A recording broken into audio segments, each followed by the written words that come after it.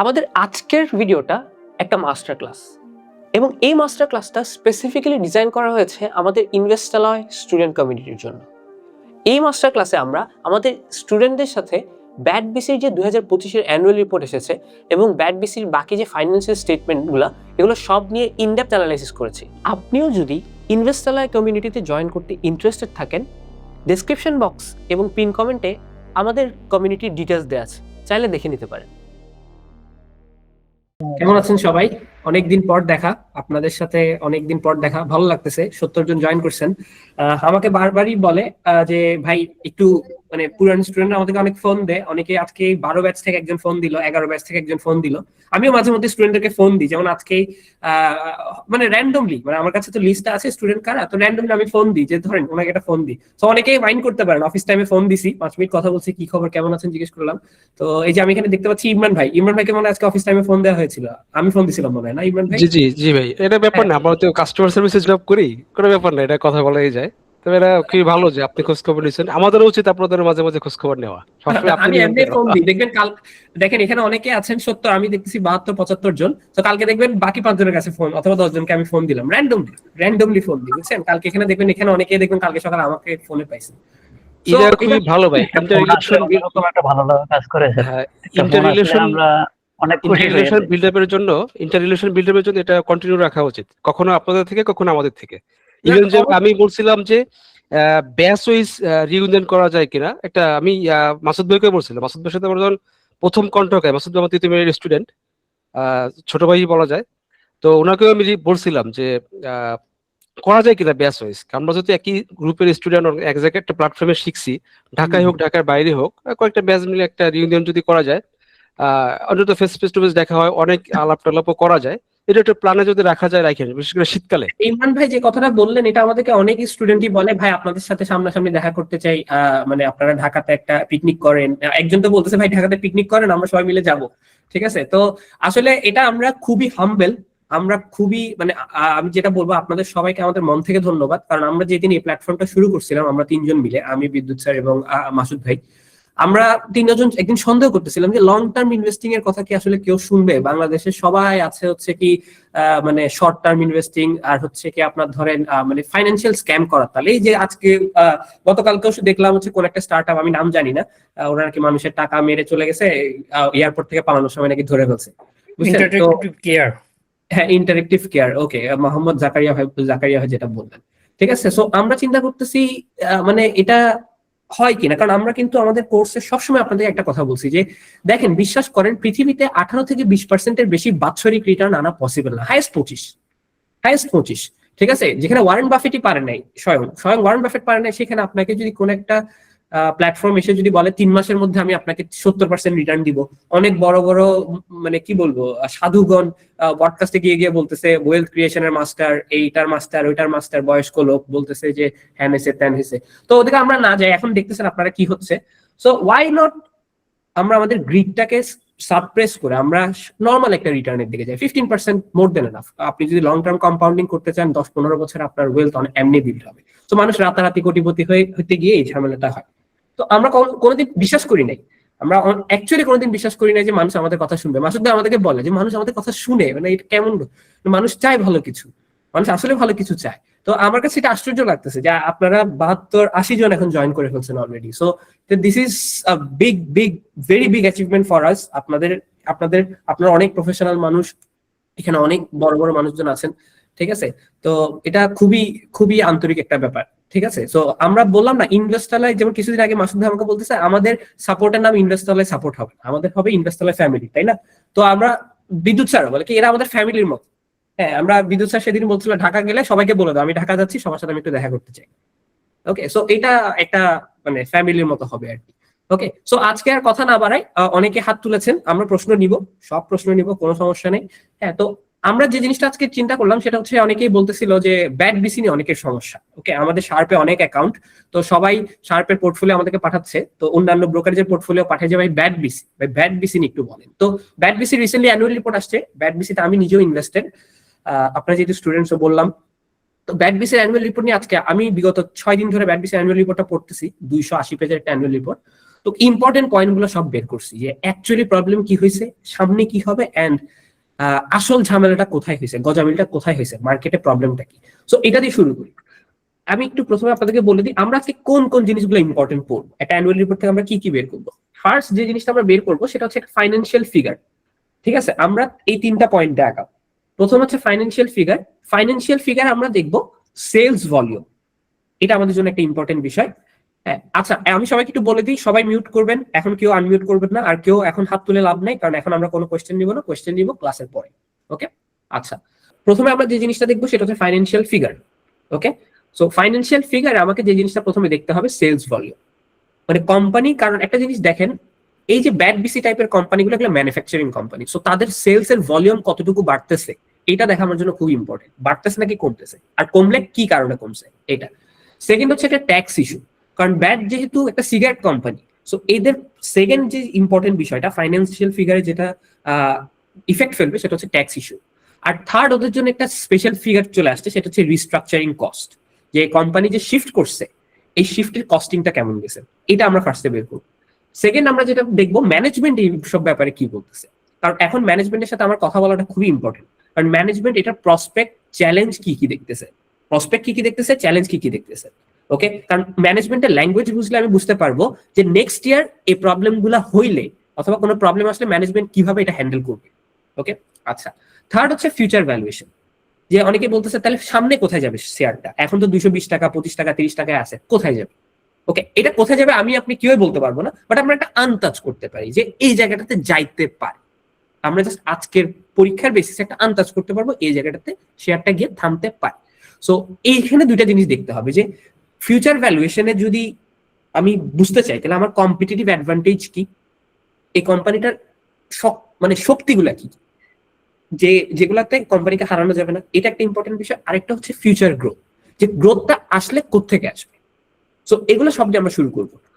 এখন প্রথমে annual report পুরাটাই আছে, হ্যাঁ পুরো অ্যানুয়াল রিপোর্ট, এই যে এখানে 280 পেজের অ্যানুয়াল রিপোর্ট, আমি পুরোটা পড়ছি, আপনাদের পুরোটা পড়ার দরকার নেই।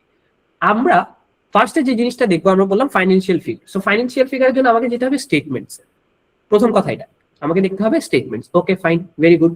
স্টেটমেন্টসে 3টা স্টেটমেন্ট আছে, সবাই জানেন, আমাদের স্টুডেন্ট সবাই এখানে সবাই কোর্স করছেন, সবাই জানেন যে স্টেটমেন্ট গুলো কিভাবে কাজ করে। তো এটা ব্যালেন্স শিট, এরপর এটা ইনকাম স্টেটমেন্ট, এরপরে এটা আসবে আমার ক্যাশ ফ্লো স্টেটমেন্ট। সো এগুলো আমি অ্যানুয়াল রিপোর্ট থেকে আলাদা করে ফেলছি আপনাদের জন্য, শর্টকাট মানে শর্টে নিয়ে আসছি।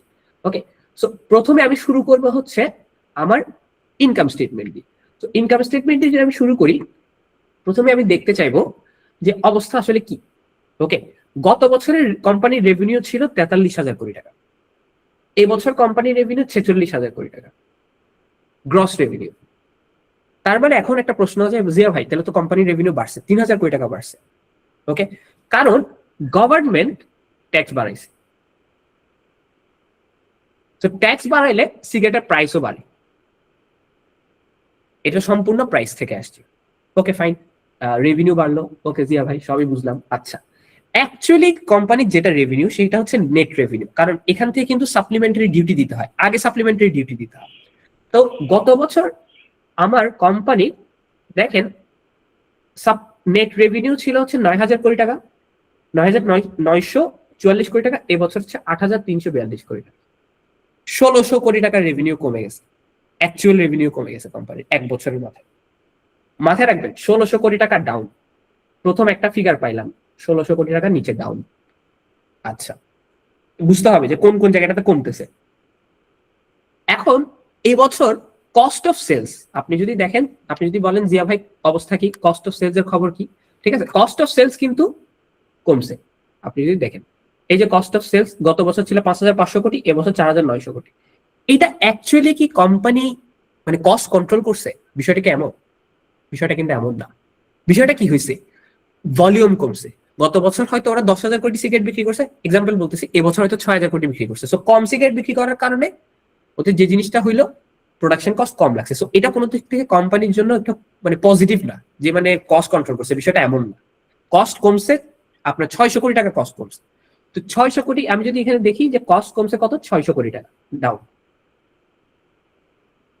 এটা আমাদের একটা পজিটিভ সাইন। ওকে, বুঝতে পারি যে 600 কোটি টাকা কস্ট কমছে। ওকে ফাইন, গত বছর অপারেটিং এক্সপেন্স ছিল 795 কোটি, এবছর 1053 কোটি টাকা।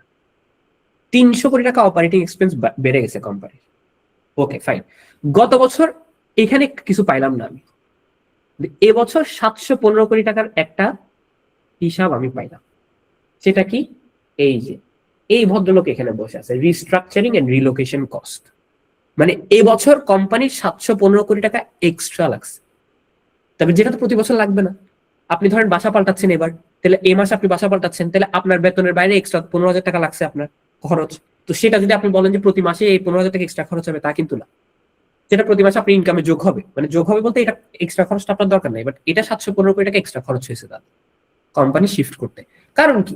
একটা জিনিস বুঝেন, এই কোম্পানিটা বিগত, আমি যদি একটু বলি, এই কোম্পানিটা বিগত 60 বছর ধরে, কম সময় না, 60 বছর ধরে তারা একটা ফ্যাক্টরিতে ছিল, মহাখালী ফ্যাক্টরিটা। হঠাৎ করে এক সপ্তাহের মাথায় তাদেরকে বলতেছে ফ্যাক্টরি ছাড়তে হবে। আপনি চিন্তা করে দেখেন, যে জায়গায় আপনি ধরেন 5 বছর আপনি একটা বাসায় থাকেন, আমি যদি আপনাকে বলি 3 দিনের মাথায় বাসা ছাড়তে হবে, এটা কিন্তু পসিবল না এত বড় একটা কোম্পানির জন্য। বাট তারপরও তারা গভর্নমেন্ট থেকে টাইম নিয়ে প্রায় 45 দিনের মধ্যে এটাকে নিয়ে আসছে, 45 দিনের মধ্যে ফ্যাক্টরিটা চেঞ্জ করছে। আমরা সাধারণত বলি যে একটা কোম্পানির কম্পিটিটিভ অ্যাডভান্টেজ কি? একটা কোম্পানির কম্পিটিটিভ অ্যাডভান্টেজ এখানেই যে সে 45 দিনের মধ্যে এত বড় একটা ফ্যাক্টরি ছেড়ে নতুন ফ্যাক্টরিতে কমপ্লিটলি শিফট করার পরেও তার প্রফিটেবিলিটিতে খুব বেশি হিট লাগে না। কম্পিটিটিভ অ্যাডভান্টেজ, এই কোম্পানি যদি শক্ত না হইতো, কোম্পানির ম্যানেজমেন্ট যদি শক্ত না হইতো, কি হইতো? লসে চলে যেত। বলতে যে কি ফ্যাক্টরি শিফট করছি, এই 6 মাসে আমার খবর হয়ে গেছে, আমি কিন্তু ওদের সাপ্লাই চেইন ভাঙে নাই, লিটারালি সাপ্লাই চেইন ভাঙে। ওকে, এখানে কথা আছে যে আমি দেখতে হবে, আমরা প্রথমে বললাম না আমার সেলস বাড়লো, ঠিক আছে ফাইন, কিন্তু নেট রেভিনিউ বাড়ে নাই, 1600 কোটি ডাউন। ভলিউমের অবস্থা কি? চলেন ভলিউমটা আমি দেখতে পারবো কোথায়? আমার 24 নাম্বার নোটে। সো নোটগুলো আমি বের করে রাখছি এই পাশে। দেখেন আমার 24 নাম্বার নোটে যেতে হবে। এখানে সবাই আমাদের স্টুডেন্ট, সবাই আমাদের কোর্সের স্টুডেন্ট, সবাই জানে নোট জিনিসটা কি। ওকে, এখানে কেউ মানে এগুলা অলরেডি আমাদের কোর্সে শেখানো হয়ে গেছে। তো নোট কিভাবে বের করতে হয়, নোটে কি থাকে না থাকে, এটা সব থাকে। 24 নাম্বার নোটে আমার যেতে হবে, রেভিনিউর নোটে। 24 নাম্বার নোটে গেলে আমি বুঝতে পারবো অবস্থা কি। ঠিক আছে, এই যে 24 নাম্বার নোটে আমি চলে আসলাম, রেভিনিউ। ওকে, রেভিনিউ কি কি করলো? প্রথমে আমি কোয়ান্টিটি ইন মিলিয়ন স্টিক্স, মানে কতগুলা সিগারেট বিক্রি হয়েছে। ওকে, কতগুলা সিগারেট বিক্রি হয়েছে, এটা জিয়া ভাই কি বলেন? চলেন দেখি কতগুলো সিগারেট বিক্রি হয়েছে, অবস্থা কি, খবর দাবর কি কোম্পানির। ওকে, দেখেন গত বছর 2024 সালে টোটাল 6,700 কোটি সিগারেট কোম্পানি বিক্রি করছে। এবছর বিক্রি করছে 4,900 কোটি। 6,700 কোটি থেকে 4,900 কোটিতে নেমে আসছে। মানে চিন্তা করে দেখেন, আচ্ছা 5,000 কোটি আমি ধরলাম। ওকে, 50 বিলিয়ন, তার মানে 15 বিলিয়নের ঘাটতি আছে, সরি 20 বিলিয়ন, 17 বিলিয়নের ঘাটতি আছে। 1700 কোটি সিগারেট কম বিক্রি করছে। ফার্স্ট রেড পয়েন্ট এখানে কোম্পানির উপর 2025 সালে কি কি ধকল নামছে দেখেন। ওকে, আচ্ছা রেভিনিউ তো কমবে, গ্রস প্রফিট। একটা জিনিস দেখলেন আপনারা যে cost of sales, cost of good sold কেন কমছে, সবাই বুঝতে পারছেন যে কস্ট অফ গুড সোলস কেন কমছে, বুঝতে পারছেন যে এটা যে খুব কস্ট কন্ট্রোল করছে বিষয়টা এমন না। আচ্ছা, সেকেন্ড হচ্ছে বাড়ছে কোথায় বাড়ছে, এক্সপোর্টে কিছু বাড়ছে। আমি যদি একটু দেখি যে এক্সপোর্ট কিছুটা বাড়ছে, লিফ এক্সপোর্ট ডিরেক্টলি বাড়ছে, গত বছর 841 কোটি ছিল, এবছর 929 কোটি। ঠিক আছে, সেমি ফিনিশ গুডস মানে পুরাপুরি সিগারেট না, আবার পুরাপুরি পাতাও না, মাঝখানে কোন একটা প্রোডাক্ট ওরা বানাইছে, এটা গত বছর এক্সপোর্ট করে নাই, কিন্তু এই বছর সেটা এক্সপোর্ট করা আছে, প্রায় 115 কোটি টাকা এক্সপোর্ট করছে, গুড সাইড। বাট মেইন যেটা ইনকাম করে সেটা এদিকে কমে গেছে। আচ্ছা, ট্যাক্স ইস্যু কি হয়েছে? অ্যাকচুয়ালি এটা ঝামেলাটা কি? আচ্ছা আমি ধরে নিলাম রেভিনিউ কমছে, বাট অ্যাকচুয়াল সমস্যাটা কোথায় ছিল? প্রশ্ন হচ্ছে জিয়া ভাই অ্যাকচুয়াল সমস্যাটা কোথায় ছিল? অ্যাকচুয়াল সমস্যাটা কোথায় বসে আছে দেখেন, আমার রেভিনিউ এদিকে 3,000 কোটি টাকা বাড়ছে, 43,000 কোটি থেকে 46,000 কোটি। এই যে আমি একটু ইরেজার ইউজ করি, অনেকে এই জিনিসটা দেখতে পারতেছেন না, সো আমি ইরেজার ইউজ করি, আবার দেখাই। ঠিক আছে, এই জায়গাটাতে একটু জুম করি, দেখেন রেভিনিউ আমার এখান থেকে এখানে, এই যে দেখেন এখানে ছিল 43,000 কোটি, এখানে ছিল 3,000 কোটি টাকা রেভিনিউ বাড়ছে। জিয়া ভাই এটা তো ভালো দিক, প্রবলেম আছে। 3,000 কোটি টাকা রেভিনিউ বাড়ছে, সরকার সাপ্লিমেন্টারি ডিউটি বাড়াইছে, 33,000 কোটি ছিল গত বছর দিছে, এবছর দিছে 37,000 কোটি, মানে 4,000 কোটি টাকা সরকার কি সাপ্লিমেন্টারি ডিউটি বাড়ায় রাখছে। তো এদিকে সে যতই প্রফিট করুক কোনো লাভ নাই, কারণ ওদিকে 1,000 কোটি টাকা ওরা অলরেডি বেশি নিয়ে বসে আছে গভর্নমেন্ট। প্রবলেমটা কি? কারণ ইন্টারিম গভর্নমেন্ট এই প্রবলেমটা ওদের জন্য ক্রিয়েট করছে। পলিটিক্যাল গভর্নমেন্ট কিন্তু এরকম ডিসিশন নেয় না, ইন্টারিম গভর্নমেন্ট 1 বছরের মাথায় এরকম ডিসিশন নিয়ে ফেলছে। ডিসিশনটা কি ছিল চলেন আমরা একটু দেখি। ওকে,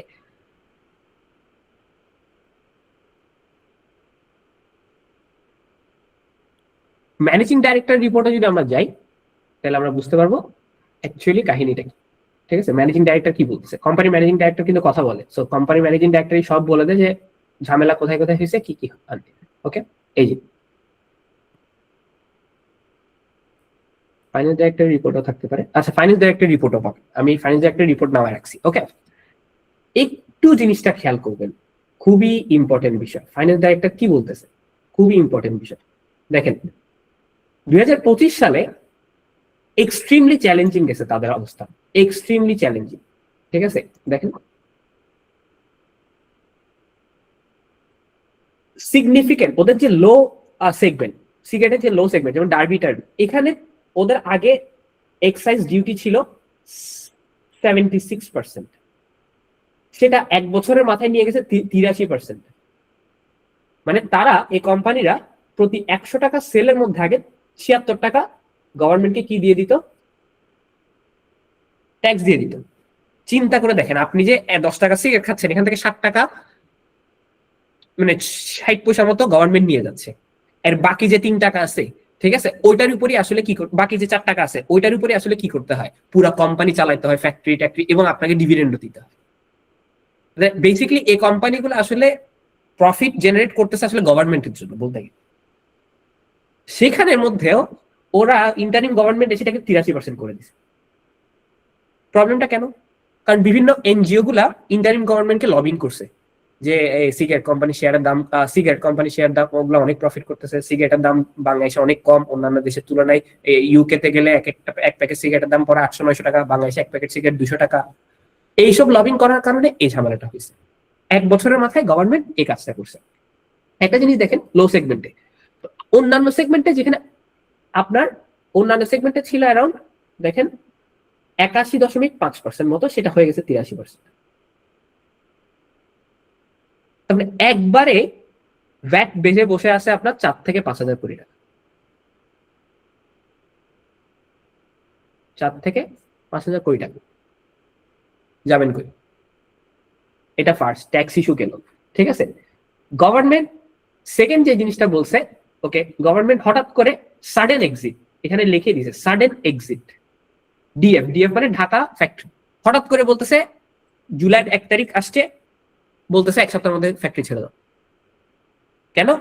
ওরা, কারণ এগুলো হচ্ছে লিজ নেওয়া। মহাখালী যে ফ্যাক্টরিটা সেটা কোম্পানির লিজ নেওয়া ছিল, তো এটা লিজ নিছে 60 বছর আগে। তো প্রতি 30 বছরে কোম্পানির, মানে এটা 90 বছরের জন্য তাদের মানে এর সরকারের সাথে চুক্তি হয়েছিল যে 90 বছর তারা এটা রাখবে। মানে কন্ট্রাক্ট রিনিউ করতে পারবে, বেসিক্যালি কন্ট্রাক্টটা রিনিউ করতে পারবে, এমন একটা ইয়া ছিল। বিষয়টা এমন না যে দিবেই মাস্ট, বাট গভর্নমেন্ট বলছে তোমরা 90 বছর পর্যন্ত কন্ট্রাক্ট রিনিউ করতে পারবে। তো স্বাভাবিক বড় ওরা মনে করছে প্রতি 30 বছরে তারা কন্ট্রাক্ট রিনিউ করে। তো 30 বছর আগে করছে কন্ট্রাক্ট রিনিউ, এখন ওরা বলছে আবার নতুন 30 বছর, নেক্সট 30 বছরের জন্য আমরা কন্ট্রাক্ট রিনিউ করবো। কারণ ওরা কিন্তু আগে থেকে সাবার ফ্যাক্টরিটা বানায় রাখছে, সেজন্য ওরা চিন্তা করছে 30 বছর। চিন্তা করে দেখেন কোম্পানির ম্যানেজমেন্টরা কিভাবে চিন্তা করে, আজকে কালকের জন্য চিন্তা করে না। ওরা জানতো যে 90 বছর মানে 2025 তো 2055 গিয়ে কি হবে, আমার ইয়া শেষ হয়ে যাবে, মহাখালী ফ্যাক্টরি ছেড়ে দিতে হবে, 90 বছর কন্ট্রাক্ট শেষ, এখন থেকে সাবার ফ্যাক্টরি বানায়। ওরা 30 বছর পরে চিন্তা করছে, বাট ওদেরকে বলতেছে কন্ট্রাক্ট রিনিউ হবে না। কেন? কারণ বলছে শহরের বুকে এরকম ফ্যাক্টরি থাকা যাবে না, এটা অনেক কিছুই বলছে, এনভায়রনমেন্টের সমস্যা, এই সমস্যা সেই সমস্যা অনেক কিছু বলছে। ওটা গভর্নমেন্ট তখন যে ছিল তার প্ল্যান, তো ওইটা আলাদা কথা, ওটাতে আমরা না যাই। তো ওরা হঠাৎ করে কোথায় যাবে? 800-900 মানুষ চাকরি করতেছে ওই ফ্যাক্টরিতে, এতগুলা প্রোডাক্ট দিচ্ছে। তো প্রবলেমটা হয়েছে তাদের ভাগ্যিস সাবার ফ্যাক্টরি রেডি ছিল। আপনি চিন্তা করে দেখেন, অনেকেই বলেন না যে সব কোম্পানির ইপিএস করতেছে, আমাদেরকে ডিভিডেন্ড দেয় দেখেন। চিন্তা করে দেখেন আজকে যদি ডিভিডেন্ড গুলো না দিয়ে, মানে কিছু টাকা যদি ইনভেস্ট না করে করে যদি ফ্যাক্টরি গুলো না করতো, তাহলে ঠিক কি অবস্থা হইতে চিন্তা করে দেখেন। পুরো কোম্পানি এক রাতের মধ্যে বন্ধ হয়ে যেত।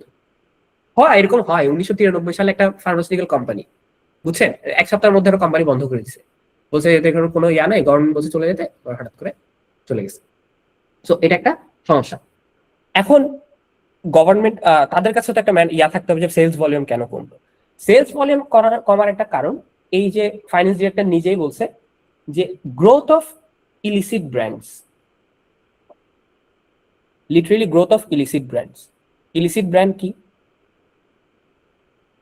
ইন্টারিম গভর্নমেন্ট যখন আসছে তারা কিন্তু এই ইয়াটা করতে পারে নাই। মানে যখন পলিটিক্যাল গভর্নমেন্ট থাকে, পলিটিক্যাল গভর্নমেন্টের একটা টার্গেট থাকে, পলিটিক্যাল গভর্নমেন্ট কিন্তু যেগুলা ইলিসিট ব্র্যান্ড, ঠিক আছে, যেগুলোকে আমরা ডিএনপি বলি, ডিএনপি মানে ডিউটি নট পেইড, মানে যেগুলোতে ডিউটি দেওয়া হয় না, যেমন কতগুলো ব্র্যান্ড থাকে না রাস্তাঘাটে আপনি দেখেন না, মন্ড, তারপর হচ্ছে স্ট্রবেরি ফ্লেভার কতগুলো থাকে, হ্যাঁ, এগুলো বাংলাদেশে এগুলো সব ইলিগেল, মানে বর্ডার এলাকা থেকে আসে। তো এগুলো গভর্নমেন্ট চায় না এগুলো আসুক, কারণ government legal cigarette BAT BC যদি উঠে তাহলে গভর্নমেন্টের লাভ আছে। কি লাভ? গভর্নমেন্ট এখান থেকে ট্যাক্স পাবে। তো গভর্নমেন্টই চেষ্টা করে কি করে, মানে ওই ইলিসিট ব্র্যান্ড গুলাকে থামানো। তো এটা পলিটিক্যাল গভর্নমেন্ট পারবে, কারণ 5 বছর তাদের মেয়াদ থাকে। তো ইন্টারিম গভর্নমেন্ট এই জিনিসটা করতে পারে না। আপনি একটা নিউজ দেখাই আমি আপনাদেরকে, এখনই দেখাচ্ছি, আপনারা এই জিনিসটা দেখেন।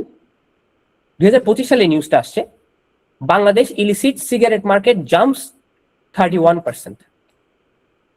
31%। আপনি দেখেন বাংলাদেশের ইলিসিট যে tobacco industry, illegal tobacco industry, এটা আপনার এক মাসে, মানে প্রতি মাসে করে আপনার 31% ইনক্রিজ করছে লাস্ট ইয়ারে, 2025 সালে, ঠিক আছে। প্রতি মাসেই আপনার চিন্তা করে দেখেন 832 million illicit cigarette enter circulation each month. মানে প্রতি মাসে এরকম 83 কোটি মতো, মানে 100 কোটি নতুন করে ইয়া সিগারেট, মানে আপনার সেকেন্ড কি বলে ইলিগেল সিগারেট গুলো মার্কেটে ঢুকছে, প্রতি মাসে 100 কোটি করে ঢুকছে।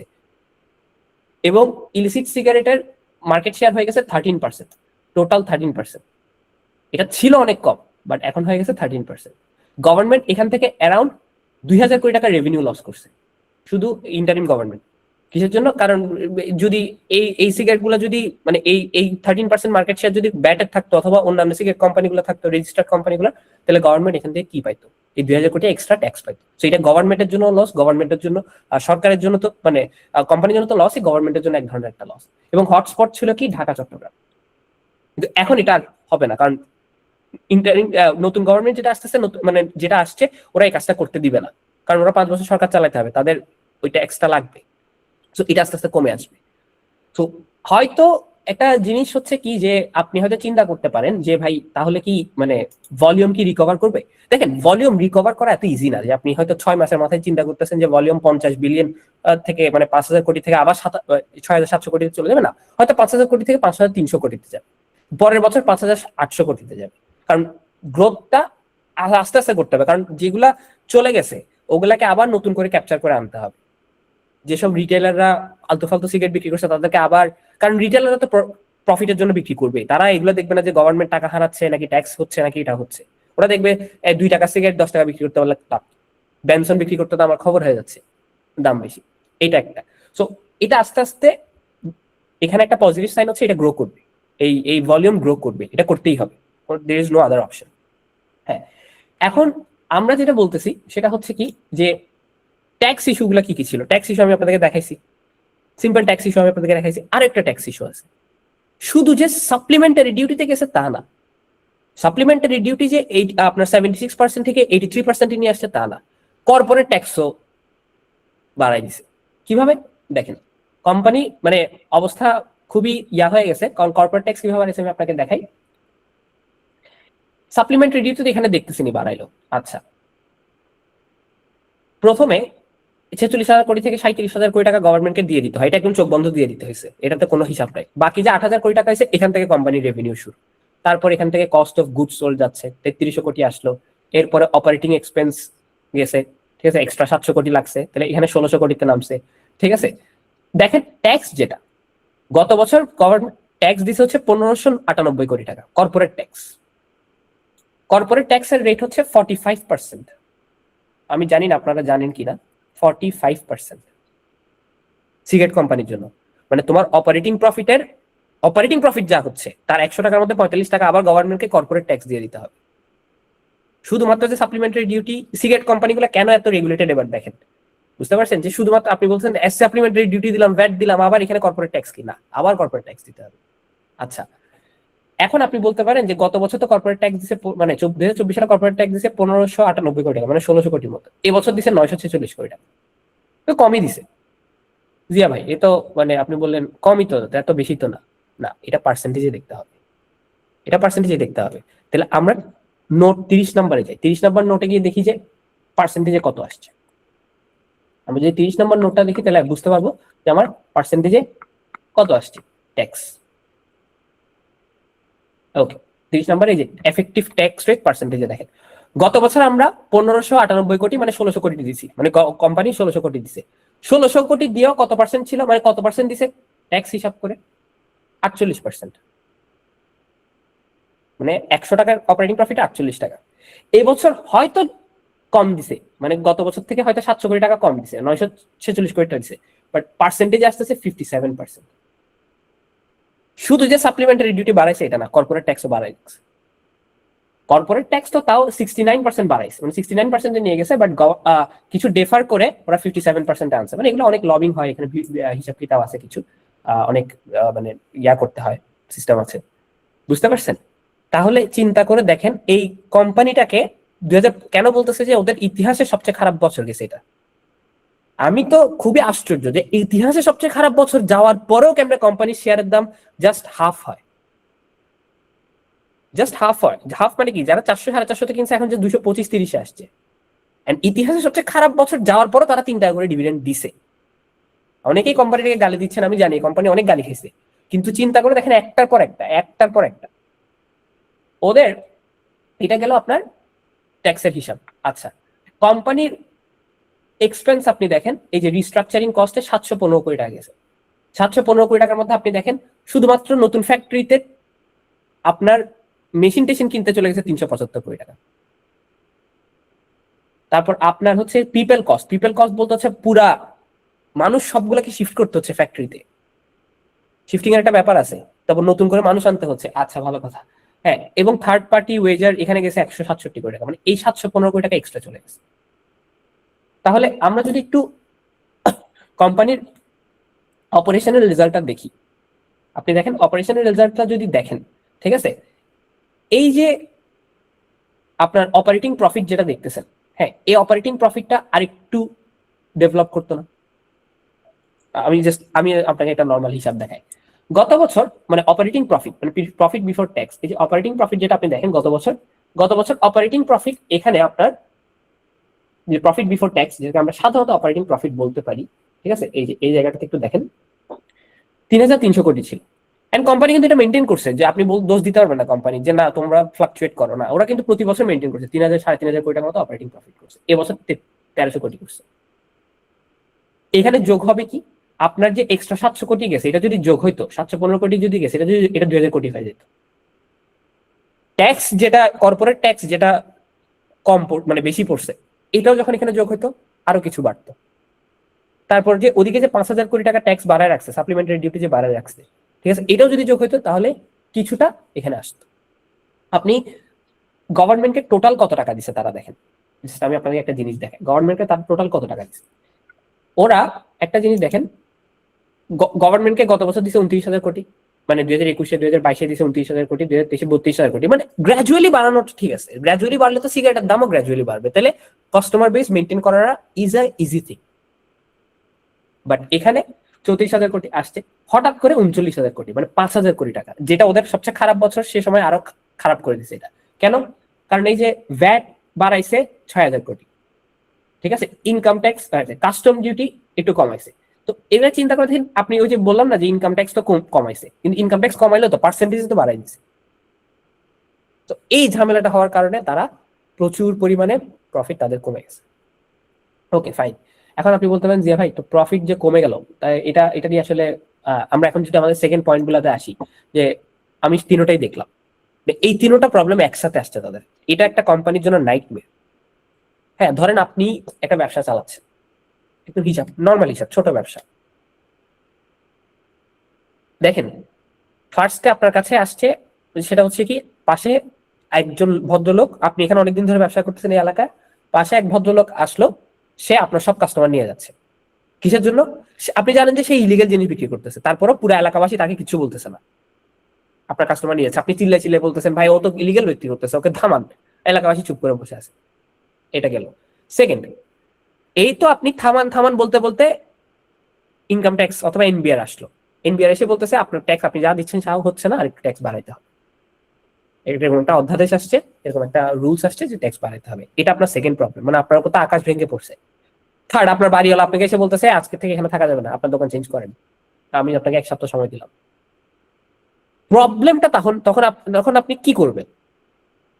আপনার তো মাথায় হাত। আমি বলছি যে আমি তো, অবস্থা খুব খারাপ। ম্যানেজমেন্ট কি চিন্তা করতেছে?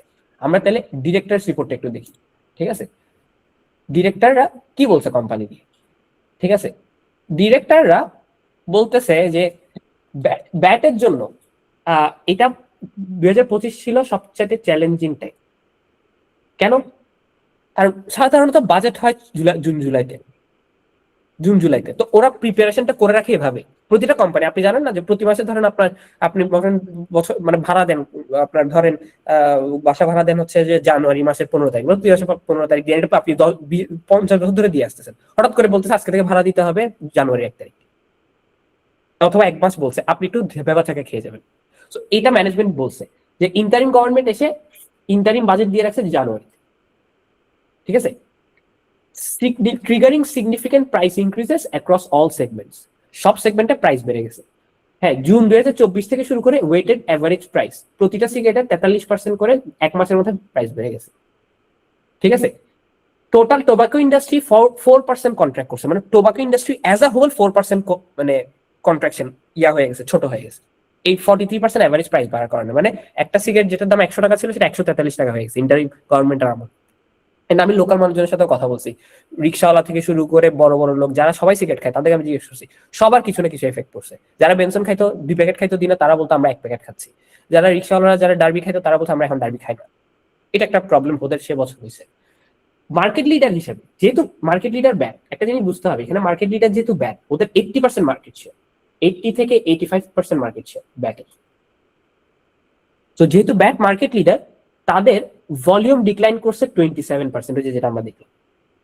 ঠিক আছে, কিসের জন্য? ওরা বলেই দিছে, কেন? Price sensitive consumers shifted to illicit brands resulting in a 70% increase in illicit volumes. কারণ ওদের যারা কনজিউমার, প্রাইস সেন্সিটিভ কনজিউমার, বাংলাদেশে ম্যাক্সিমাম মানুষ প্রাইস সেন্সিটিভ, 80% মানুষ প্রাইস সেন্সিটিভ। আমরা এই জিনিসটা ব্যবহার করতেছি, দ্যাট ইজ বিকজ আমাদের প্রাইসে মিলতেছে। কালকে যদি এটা প্রাইস বেড়ে যায়, আমি হয়তো এটা ব্যবহার করবো না, একটু কম দামি জিনিস ব্যবহার করবো।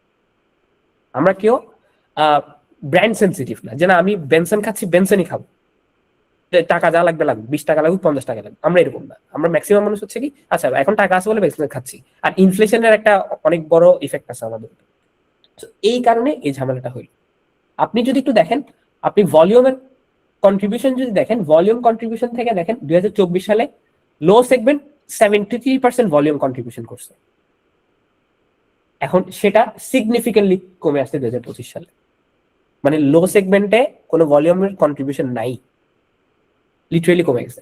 ঠিক আছে, গভর্নমেন্টের রেভিনিউ, এই যে ওরা বলছে গভর্নমেন্টের রেভিনিউ 19% বাড়ছে 2024-এর তুলনায়। ঠিক আছে, কিন্তু আপনার অন্যদিকে কোনো লাভ আসলে হয় না, বুঝতে পারছেন? সো এটা ওরা কোম্পানি ডিরেক্টলি বলতেছে যে আমাদের কস্ট অফ গুডস সোল্ড কেন কমছে?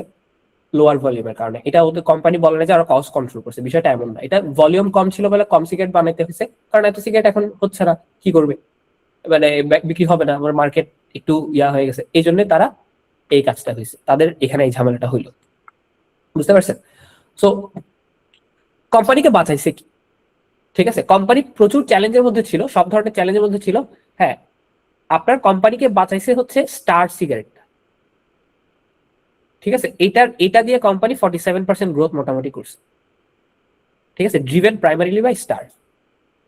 তার মানে একটা প্রোডাক্ট কোম্পানির আছে যেটা দিয়ে কোম্পানি চালাতে পারে। এখান থেকে একটা ভালো এডুকেশন নিতে হবে, এখান থেকে একটা ভালো পয়েন্ট নিতে হবে। দেখেন, আমি বারবার একটা কথা বলি যে কোনো কোম্পানির, যেসব কোম্পানির হচ্ছে প্রোডাক্ট কনসেন্ট্রেশন অনেক বেশি, মানে ওদের একটা প্রোডাক্ট দিয়ে ওরা চলতেছে, একটা প্রোডাক্ট দিয়ে চলে, এইসব কোম্পানির রিস্ক আছে। এখন ধরেন আজকে তাদের কাছে আজকে এই যে ব্রিটিশ আমেরিকান টোবাকোর যে এই স্টারটা, মানে ওদের অনেকগুলো ব্র্যান্ড আছে, অনেকগুলো ব্র্যান্ড থাকার কারণে একটা ব্র্যান্ড সাস্টেন করায় ফেলছে ওরা কোনোভাবে, that's a very good sign, that's a very good sign. এখন কথা হচ্ছে ম্যানেজমেন্ট কি বলতেছে। হ্যাঁ, ম্যানেজমেন্ট আমাদের সেকেন্ড পয়েন্ট যেটা আমরা আসি, যে ম্যানেজমেন্ট প্রসপেক্টটা চ্যালেঞ্জ কি দেখতেছে। ঠিক আছে, তাহলে চলেন আমরা ফাইন্যান্স ডিরেক্টর রিপোর্টে যাই। ঠিক আছে, ফাইন্যান্স ডিরেক্টর লুকিং অ্যাহেড কি বলতেছে। ঠিক আছে, লুকিং অ্যাহেড ফাইন্যান্স ডিরেক্টর বলতেছে যে আপনার দেখেন এখানে অপারেটিং যে এনভায়রনমেন্ট, অপারেটিং এনভায়রনমেন্ট মানে কি, অপারেটিং এনভায়রনমেন্ট মানে হচ্ছে ওরা যেখানে যে এনভায়রনমেন্টে ব্যবসা করতেছে এটাতে কোলাবোরেটিভ অ্যাপ্রোচ দরকার। কোলাবোরেটিভ অ্যাপ্রোচ মানে কি, মানে হচ্ছে যারা ট্যাক্স বাড়াচ্ছে অথবা যারা পলিসি নিয়ে কাজ করতেছে, পলিসি ট্যাক্স বাড়াবে, এটা স্বাভাবিক, এটা সিম্পল, কিন্তু আমাদের সাথে মানে স্টেক হোল্ডারদের সাথে বসতে হবে। আপনি কেন ট্যাক্স বাড়াচ্ছেন, সব মানে এটা ট্যাক্স তো বাড়ানো তার 1-2 টাকার কথা না, এখানে 1000 কোটি টাকার হিসাব। তো আপনি আমাদের কোম্পানির উপর কেমন ইফেক্ট পড়বে এটা আমাকে বলতে হবে, বুঝাইতে হবে। আমরা মিটিং করব, কিন্তু হঠাৎ করে আমাদেরকে না জানায় আপনি ভাট করে বলতেছেন কালকে থেকে 76 টাকা 83 টাকা ট্যাক্স দিবেন, এটা হইলে কিন্তু অসুবিধা। তো ওরা আশা করতেছে যে কোম্পানি সামনে থেকে পলিসি মেকাররা এই জিনিসটা করবে। এটা সাধারণত যারা যখন নির্বাচিত সরকার আসে এটা করে, কারণ ট্যাক্সের একটা প্রণয়ন থাকতে হয়, একটা নীতিমালা থাকতে হয়। সো এটা হচ্ছে কথা। আর সেকেন্ড যেটা বলছে যে এনফোর্সমেন্ট আগেইনস্ট ইলিসিট ট্রেড, আর মার্কেটে স্টেবিলিটি আনতে হবে।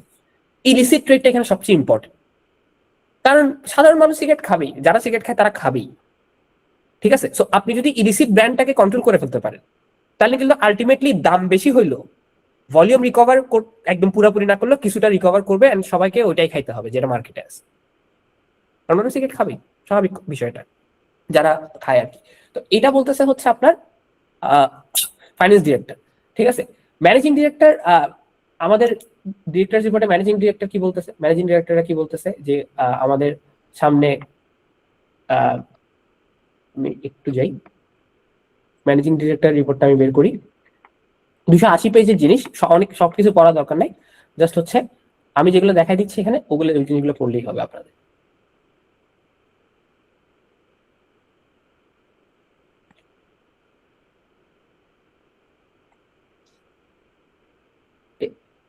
Director report, message from the chairman, managing director report কই থাকার তো কথা। এই যে managing director report 92 page. Okay fine, কোনো সমস্যা নেই। এই যে ম্যানেজিং ডাইরেক্টর, ওকে ম্যানেজিং ডাইরেক্টর অবশ্য চেঞ্জ হয়ে গেছে, উনি এখন আর নাই, এখন নতুন একটা ম্যানেজিং ডাইরেক্টর দিছে। কারণ অ্যাজ ইউ নো এগুলো হচ্ছে কর্পোরেট, সো যে ম্যানেজিং ডাইরেক্টর পারফর্ম করতে পারে না অথবা যাদের ম্যানেজমেন্টের আন্ডারে পারফরমেন্সটা ভালো থাকে না তারা সাথে সাথে চেঞ্জ করে দেয়, বুঝতে পারছেন? তো তারা এভাবে রাখে না। সো ম্যানেজিং ডাইরেক্টর মোটামুটি তো ম্যানেজিং ফার্স্টের কথাটাই বললো যে উনি মানে ইয়ারগুলা ফিনান্স ডিরেক্টরটা, এখানে ফিনান্স ডিরেক্টরটা ইম্পর্টেন্ট ছিল।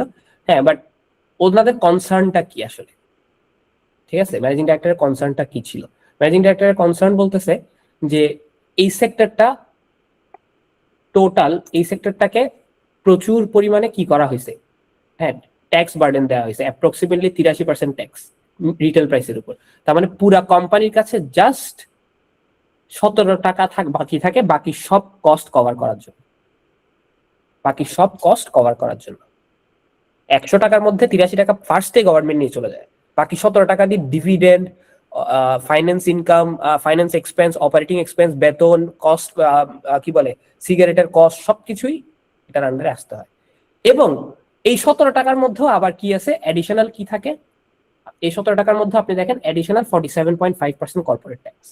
এই 17 টাকার মধ্যে আবার অপারেটিং প্রফিট থেকে 47.5% ট্যাক্স দিতে হয়। গত বছর তো 57% নিয়ে গেছিল এটা, তো এবছর আমি জানি না, এবছর মানে ট্যাক্স বাড়াবে না। তো এখানে ম্যানেজিং ডাইরেক্টর বলতেছে যে এই যে 84% ট্যাক্স যে আমরা দিই এটা শুধু হাই না, এটা ডিস্টেবিলাইজিং মানে কি, মানে এটা ধ্বংসকারী পুরো। এভাবে হলে তো ট্যাক্স বাড়াতে থাকলে একটা সময় তো গভর্নমেন্টকে পুরাই দিয়ে দিতে হবে, বুঝতে পারছেন? সো এই বছর আমি যেটা শুনতেছি, মানে এনবিআর চেয়ারম্যান কিছুদিন আগে দেখলাম উনি একটা সংবাদ সম্মেলন করলো, তো উনি বললো যে এবছর আর সুযোগ নাই সিগারেটের উপর ট্যাক্স বাড়ানো, কারণ অলরেডি বাড়ানো আছে, সো আরো বাড়াইলে আমরা রেভিনিউ পাবো। কারণ আলটিমেটলি প্রবলেমটা গভর্নমেন্টেরই হচ্ছে,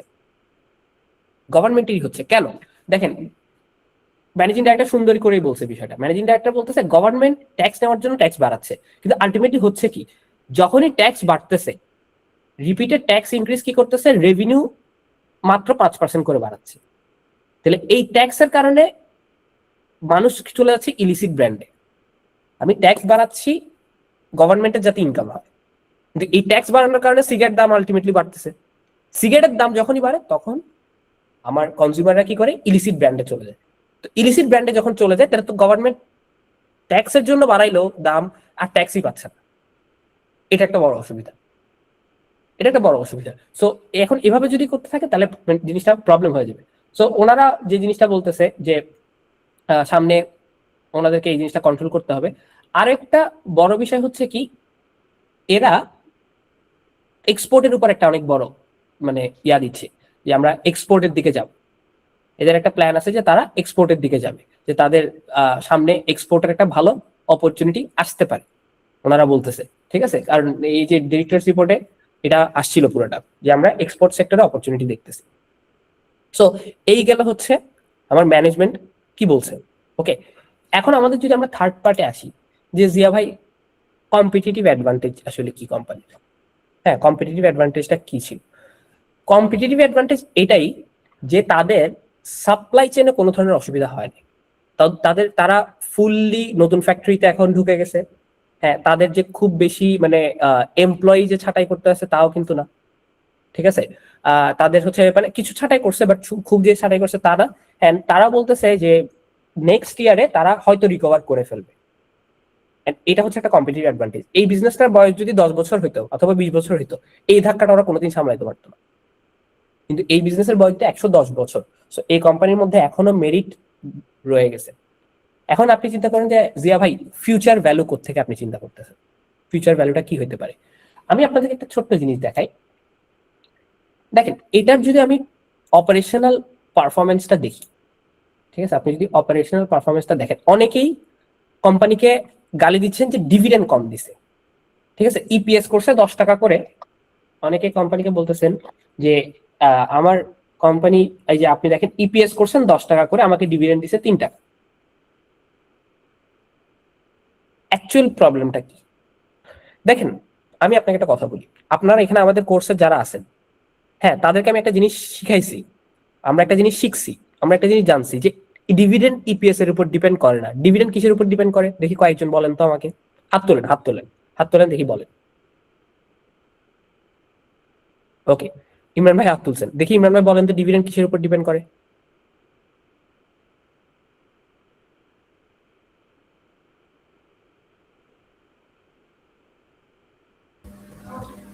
Net operating cash flow per share. আচ্ছা, এটা কে বলছেন? রিয়াদ ভাই। Yeah. ক্যাশ হ্যাঁ, ফ্লো, হ্যাঁ cash flow. Exactly that's very good, very good. I am very proud of our students, investalyze students. আমি খুব দেখি যে ফেসবুকে ইনভেস্টালাইজ স্টুডেন্টরা গিয়ে গিয়ে সব জায়গায় কমেন্ট করেন, অ্যাকচুয়ালি ইনফরমেশনটা বলে, এটা আমাদের কাছে খুব ভালো লাগে। এক্স্যাক্টলি, পুরো মার্কেট জানে হচ্ছে কি ডিভিডেন্ড ডিপেন্ড করে ইপিএস এর উপর, কিন্তু ডিভিডেন্ড অ্যাকচুয়ালি ডিপেন্ড করে নেট অপারেটিং ক্যাশ ফ্লোর উপর। ফ্রি ক্যাশ ফ্লো থাকলে ডিভিডেন্ড দেওয়া যাবে। দেখেন, নেট অপারেটিং, আমার এখন খুঁজে বের করতে হবে নেট অপারেটিং ক্যাশ ফ্লো কত ছিল। তুমি যে ডিভিডেন্ডের কথা বললে, নেট অপারেটিং ক্যাশ ফ্লোর অবস্থা কি। ঠিক আছে, কোম্পানি গত বছর নেট অপারেটিং ক্যাশ ফ্লো করছে 32 টাকা, এই জন্য আপনাকে এই যে 30 টাকা করে ডিভিডেন্ড দিল। এবছর নেট অপারেটিং ক্যাশ ফ্লো করছে 6 টাকা মাত্র। মানে টোটাল যে 10 টাকা ইপিএস ছিল তার মধ্যে সে তুলে আনতে পারছে 6 টাকা 12 পয়সা। নেট অপারেটিং ক্যাশ ফ্লো অবস্থা খুব বেশি ভালো ছিল না, নেট অপারেটিং ক্যাশ ফ্লো কাজ করে নাই। এখন আমাকে বের করতে হবে নেট অপারেটিং ক্যাশ ফ্লো কেন কাজ করবে না, নেট অপারেটিং ক্যাশ ফ্লো কেন আসে নাই। ঠিক আছে, আপনি একটা জিনিস দেখি, আমার যদি আমার এখানে ফাইন্যান্স ক্যাপিটাল বলে একটা কথা থাকবে। ঠিক আছে, আমি এটা নামাই নাই কেন, কারণ এটা ছোট্ট একটা পেজ, কিন্তু আমি আপনাকে দেখাতে চাচ্ছি যে কোত্থেকে কোন কোন জিনিসগুলো দেখতে হবে। আর আমি যদি সবই নামাই ফেলতাম আপনারা বলতেন যেগুলো তো সব রেডি ছিল। হ্যাঁ, দেখতে হবে এটা কি। এখানে দেখেন ফাইন্যান্স ক্যাপিটাল বলে একটা শব্দ থাকবে, এই যে 216 নম্বর পেজ। আমি যদি এখানে যাই, হ্যাঁ ফাইন্যান্স ক্যাপিটালে কর্পোরেট ফাইন্যান্সের হেড উনি কি বলছে দেখেন,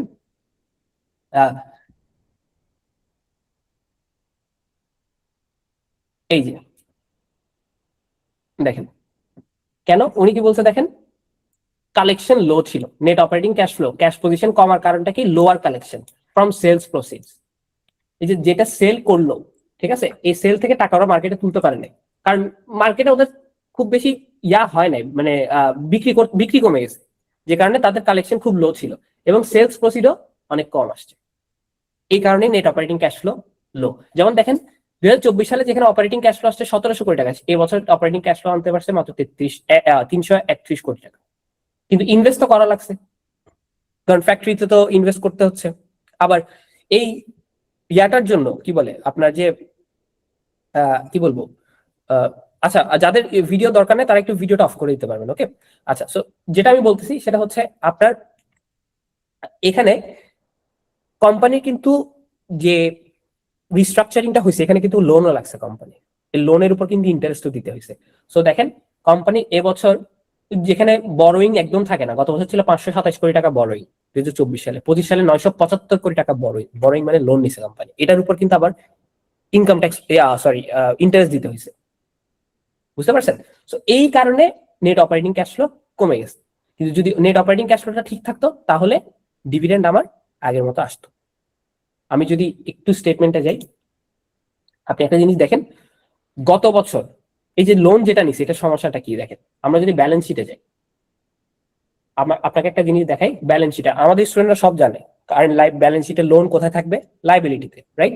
সো একটা জিনিস দেখেন, ব্যালেন্স শিটে একটা জিনিস দেখেন, গত বছর কোন শর্ট টার্ম লোন ছিল ব্যাংকের, কোম্পানির? জিরো। এবছর কোম্পানির প্রায় 97 কোটি টাকা শর্ট টার্ম লোন নেওয়া লাগছে, মানে 2025-এ। এটার প্রতি ইন্টারেস্ট দিতে হবে, তাই ইন্টারেস্টের ইফেক্টটা কি চলেন দেখি। ঠিক আছে, ইন্টারেস্টের ইফেক্ট ছিল গত বছর নেট ফাইন্যান্স এক্সপেন্স মানে ব্র্যাকেটে থাকবে, মানে এটা দিতে হয়েছে 76 কোটি টাকা দিছে 2024 সালে, বাট 2025-এ 171 কোটি টাকা, 100 কোটি টাকা বেশি ইন্টারেস্ট দেওয়া লাগছে। এই 100 কোটি টাকা বেশি ইন্টারেস্ট দেওয়ার মানে কি, এটা অপারেটিং প্রফিট থেকেই তো কমছে। তার মানে আমি যদি একটা নেট নেট হিসাব করি, আমি যদি একটা নেট নেট হিসাব করি, তাহলে আমার চিন্তা করে দেখেন, আমার এদিকে মোটামুটি বাড়ছে, এদিকে 700 কোটি টাকা এক্সট্রা লাগছে, ঠিক আছে, আমার এদিকে 100 কোটি টাকা এক্সট্রা লাগছে, 800-900 কোটি টাকা এক্সট্রা লাগছে, মানে 700 কোটি আপনার লাগছে হচ্ছে কোথায়, এই জায়গাটাতে। আমি জাস্ট একটু মার্ক করি, একটা ডিফারেন্ট কালার দিয়ে একটু মার্ক করি।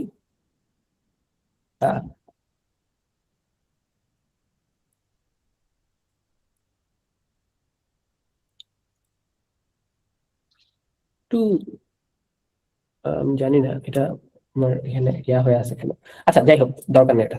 ঠিক আছে, আমি যদি একটু বলি, দেখেন আমার 700 কোটি এক্সট্রা লাগছে এখানে, এটা তো আগামী বছর লাগবে না।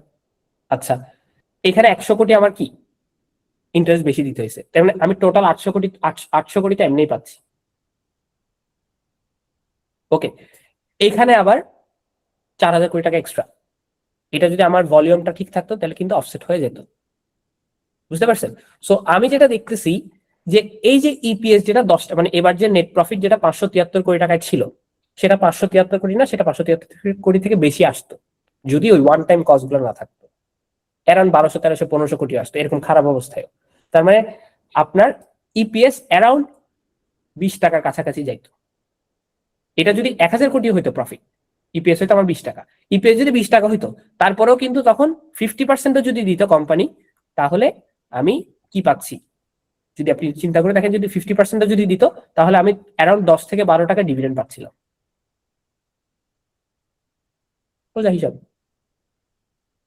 সো মানে 3 টাকা ডিভিডেন্ডটা কেন দিছে, তার মানে নেক্সট ইয়ার যদি সব ঠিক থাকে তাহলে কোম্পানি 3 টাকা থেকে বেশি ডিভিডেন্ড দিবে, এন্ড ডিভিডেন্ড বেশি ডিক্লেয়ার করলেই আপনার প্লাস হচ্ছে কি, কোয়ার্টার অন কোয়ার্টার রেজাল্ট গুলো আসলেই কিন্তু কোম্পানি শেয়ার প্রাইস মুভ করা শুরু করবে। কারণ একটা জিনিস আমি আপনাকে বলি, ইনস্টিটিউটরা কিন্তু বিক্রি করে নাই, আপনি হয়তো দেখতেছেন, বাট আমি এখানে দেখছি অ্যানুয়াল রিপোর্টে যেটা দেখলাম, শেয়ার হোল্ডিং এর প্যাটার্নে আমি যেটা দেখছি যে ইনস্টিটিউটরা খুব বেশি শেয়ার বিক্রি করে নাই, ঠিক আছে, আপনি নিজে দেখতে পারেন।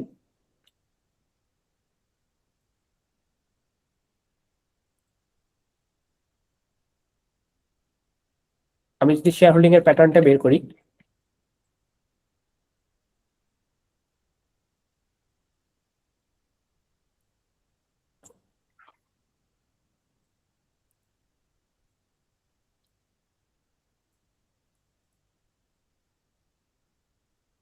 এই যে দেখেন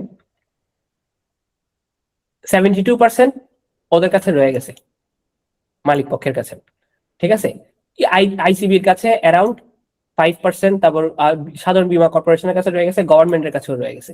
হ্যাঁ, সো ইনস্টিটিউটরা যে খুব বেশি বিক্রি করছে তা কিন্তু না, ঠিক আছে। আপনি যদি এখনো যদি মানে ব্যাট বিসির যদি দেখেন, হ্যাঁ ইনস্টিটিউটের কাছে কিন্তু আগের থেকে আগের মতোই রয়ে গেছে। আপনি যদি ব্যাট বিসিটা দেখেন, ঠিক আছে, ব্যাট বিসি শেয়ার হোল্ডিং আপনি এই যে দেখেন মালিকের কাছেও 72% রয়েছে। লোকাল কর্পোরেট মানে আমাদের লোকাল ইনস্টিটিউট গুলো, তাদের কাছে 5.8%, ফরেন কর্পোরেটের কাছে 3.2%, মানে অ্যারাউন্ড 10% তাদের কাছে, আর সব মিলে গভর্নমেন্টের কাছে আরো 10%। তার মানে পাবলিকের কাছে অনেক কম। সো এটা কিন্তু এখনো ধরে রাখছে, এটা share holding position as on March 31, কারণ তারা জানে যে এই কোম্পানিটার শক্তি আছে, এটা ঘুরে দাঁড়াবে। And আমি আরেকটা জিনিস খেয়াল করতেছিলাম, আমি আপনাদেরকে যেটা দেখাচ্ছিলাম যে জিয়া ভাই তাহলে শেয়ার প্রাইস কোন জায়গায় গিয়ে হিট করতে পারে, এটা একটা অনেক বড় কোয়েশ্চেন। যে ভাই আমি সব বুঝলাম, আপনার কথা আমি সব বুঝলাম, বাট আমার কথা হচ্ছে কি যে শেয়ার প্রাইসটা কোন জায়গায় গিয়ে হিট করতে পারে। ঠিক আছে, দেখেন এই কোম্পানিটার অ্যাভারেজ পি রেশিও ছিল, আপনি যদি একটু দেখেন, ঠিক আছে, এই কোম্পানিটার অ্যাভারেজ এখানে যে পি রেশিওটা ছিল, ঠিক আছে, আপনি যদি রেকর্ড ডেটে হিসাব করে যদি পি রেশিও চিন্তা করেন, ঠিক আছে, এই যে পি রেশিওটা, আমি জাস্ট পি রেশিওর উপর একটা নর্মাল হিসাব করি, যে ভাই চলো পি রেশিওর উপর একটা নর্মাল হিসাব করি, এটা যদি আপনি অ্যাভারেজ করেন আপনার আসবে অ্যারাউন্ড 17-18। তাহলে ইপিএস যদি নেক্সট ইয়ার, এখন এই ইয়ার 10 ছিল, তো আমি আপনাদেরকে একটা জিনিস দেখালাম যে ইপিএস 10-এর উপরে যাওয়ার চান্স অনেক বেশি। হ্যাঁ, মানে যদি আমি ওয়ান অফ কস্ট গুলা বাদ দিয়ে, যেগুলো এবার হয়েছে আগের বছর হবে না, তারপরও কিন্তু তখনও কিন্তু নেট প্রফিট ডাবল হওয়ার চান্স আছে। নেট প্রফিট আরাউন্ড 900 কোটি 1000 কোটিতে যাওয়ার চান্স আছে। 1000 কোটিতে নেট প্রফিট যাওয়া মানে হচ্ছে ইপিএস হয়ে যাওয়া আপনার কত, অ্যারাউন্ড 20 টাকার কাছাকাছি।